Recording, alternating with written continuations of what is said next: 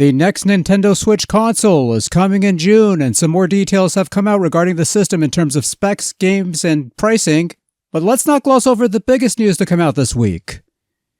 Tiger Heli is coming to Atari 7800. Now, if that doesn't get you excited, then I don't know what will.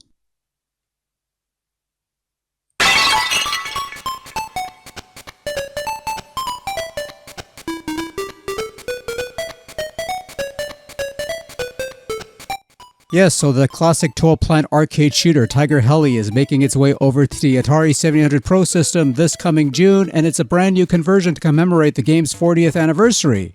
This, along with some reissues of old Atari and Atari H stock like Super Circus Atari and Countermeasure 2. I think Dark Chambers is also getting a reissue if you don't feel like spending an arm or a leg on a vintage copy of that game.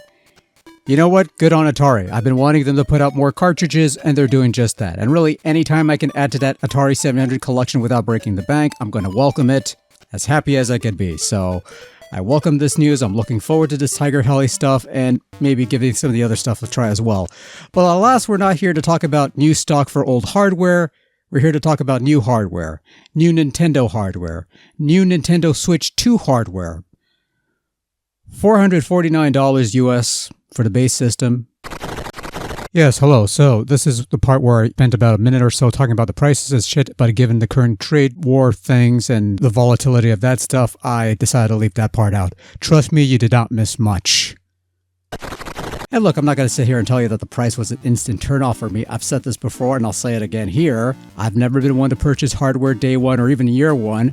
I prefer to wait a bit until the dust is settled and we have a more fuller picture of what's available on the market. That was the case with the Switch 1. I waited a couple of years, ended up getting the revised model with a slightly better battery life. And look, I got quite a bit of mileage out of that thing. It still sees regular use today, obviously. Well worth the investment. And, well, I'm going to be honest with you. What does this say about the state of things when I was more hyped up for the Nintendo Direct from 2 weeks ago than I was last week's Direct, which was your big Switch 2 sales pitch?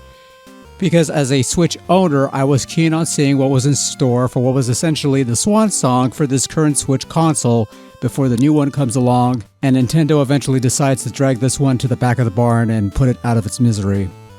And there's a couple things I've got to look forward to. The upcoming Dragon Quest 1 and 2 HD 2D remake due later this year, where they apparently added a new character to the fold for some reason, I guess. Sure, why not? They showed off new Metroid Prime 4 footage, which looks nice on Switch, and obviously it's going to look nicer on Switch 2. More of that grim and gritty Pac-Man thing, with a Shadow Labyrinth or whatever it's called. There's a new Gradius Origins compilation coming up that lets you play the first 3 Gradius arcade games and 2 Salamander arcade games, and hey, they're including a brand spanking new Salamander 3 game. Because that's the solution to everyone's woes. Where are the MSX games? Where's NES Gradius 2? Where's this? Where's that? Fuck that. Brand new game we can't be bothered to release solo. That's how we do things around here at Konami. That's how we're getting you to double dip on this shit. Or is it a triple dip? How many times have they released these fucking games anyway? Anyways. Also, Virtual Game Card. Lend your digital games to other people's. Process sounds more convoluted than it seems. And there's a new Marvel beat-em-up thing in the same vein as Shredder's Revenge. No mention of Capcom Fighting Collection 2, though. I know that's coming out. That could have used a mention still, but you know what? I got stuff to look forward to on Switch. I'm okay in that regard. But hey now, who gives a fuck about the last hurrah for the crusty old Switch? We've got a new Switch coming up. It'll be available on June 5th for $449 US. Add another $50 and you get a free download of the new Mario Kart. You now have game chat via the magical C button. That's free until next March, then you need to pay for it. You could even hook up a webcam for video chats. Joy-Cons now have mouse controls. 2 USB-C ports on Switch 2. The dock has a fan. 256 gigabytes internal storage. Play in 4K 60 frames per second or Full HD 120 frames per second. Experience 3D sound. Backwards compatibility with Nintendo Switch software. Enjoy Nintendo Switch 2 versions of Switch games like Zelda Notes on your fucking telephone. Get real. Third-party titles galore. Fortnite, Deltarune, Street Fighter 6, Tony Hawk, Elden Ring, GameCube games, new Donkey Kong, new Kirby's Air Ride, and... Oh. Hello, Randy. True story, as soon as Randy Pitchford showed up on screen to announce what I presume is the latest Borderlands Grease to appear on Switch 2, that's when the live streams decided to crap out on me, and no matter what I did, there was no going back to it, which meant having to wait until the show was over so I could watch the archived version later on. So I guess it's true what they say. When you introduce a Randy into the equation, everything goes to shit. Oh wait, one more thing, I almost forgot this. You're also getting Ridge Racer on Switch 2. You know, Ridge. Sorry, I can't do it.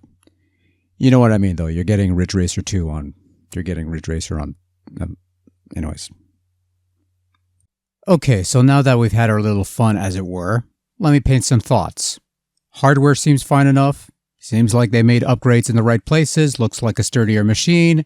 And I'm pretty sure the processing power is good enough to get you some decent third-party ports. That will probably be dissected by Digital Foundry so they could tell you that this is still shit or something to that extent. They went with a fairly straightforward upgrade for the Switch hardware, and I'm fine with that. I don't need anything crazy for the next iteration. Sometimes, just beef your specs, along with a couple bells and whistles to justify the upgrade, is all you really need. And if you got games that showcase this stuff, then all the better. Obviously, pricing is going to be a concern. The idea of Switch 2 editions for an added premium if you own the original Switch version already is, I don't know, kind of scummy.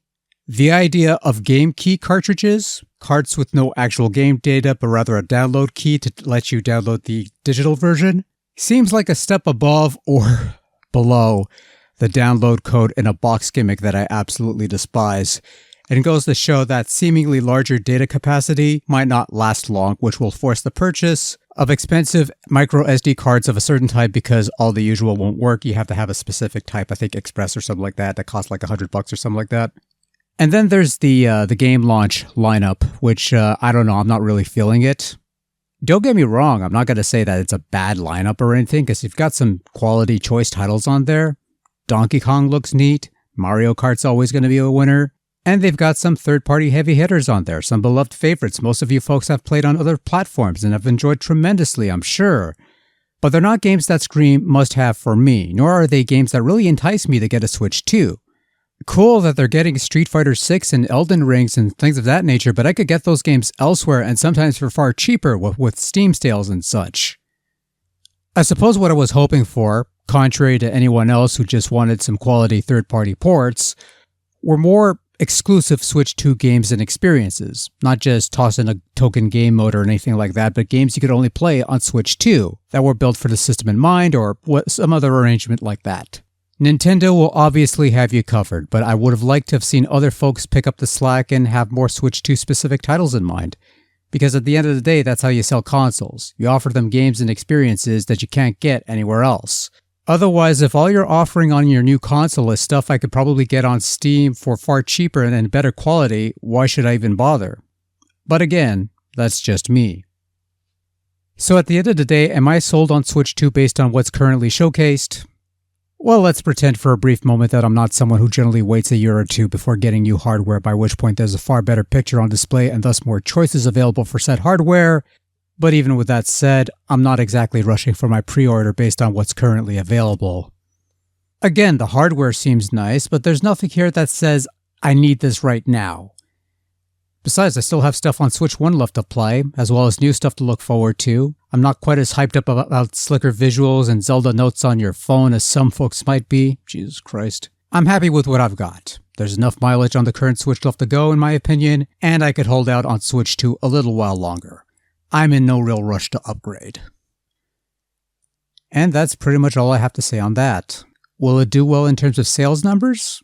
I don't know. I hope so. Given some of the challenges on the economic front these days, I hope this does well and becomes another Nintendo success story. Or maybe it might not be. I guess we'll just have to wait and see.